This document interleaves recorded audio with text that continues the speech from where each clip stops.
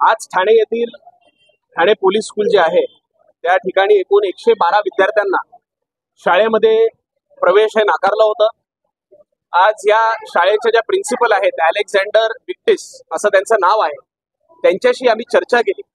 या 112 विद्यार्थ्यांना आपण कशासाठी बाहेर बसवलं होतं, तर त्यांचं असं म्हणणं आहे की या विद्यार्थ्यांनी त्यांची फी भरली नव्हती, त्यामुळे आज त्यांना आम्ही बाहेर बसवलेलं आहे। तर मी त्यांना विचारलं की तुमच्या शाळेच्या ज्या ऍपमध्ये आपण पाहू शकता ड्यू डेट ही 12 जून दाखवलेली आहे। तर त्यांचं असं म्हणणं आहे की जरी 12 तारीख असेल तरी आजपासूनच आम्ही ही कारवाई सुरू केलेली आहे।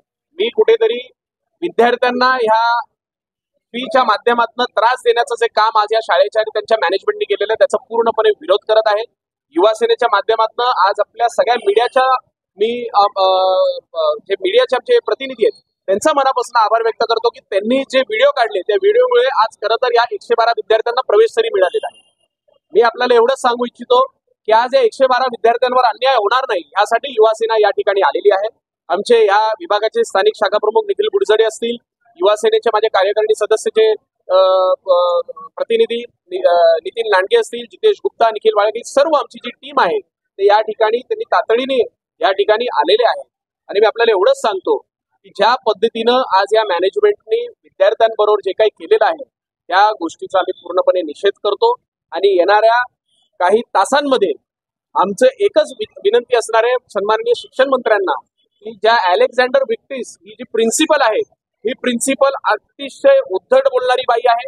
विद्यार्थ्यांना जर उद्याला मानसिक त्रास झाला तर ती म्हणते तो त्यांचा विषय आहे, त्यात आमचं काही घेणं देणं नाहीये। ती आम्ही तिला एवढंच सांगितलेलं आहे, आम्ही तिला एवढंच सांगितलेलं आहे की जर कुठल्या एका विद्यार्थ्यांनी उद्याला काही जर केलं तर त्याला जबाबदार तुम्ही असाल। तर ती म्हणते ठीक आहे, ज्याला जे करायचं त्यांनी ते करावं, असं तिची ही उद्धट भाषा होती। मी सन्माननीय दीपक केसरकर साहेब हे शिक्षण मंत्री म्हणून मी त्यांना लगेच एक निवेदन देणार आहे आणि या प्रिन्सिपलला ताबडतोब ह्या पदावरनं ते मुक्त करतील, त्यांना सस्पेंड करतील, ह्यासाठी मी पूर्णपणे मागणी करणार आहे। जोपर्यंत त्या बाईची सस्पेन्शन होत नाही तोपर्यंत युवा सेना गप्प बसणार नाही।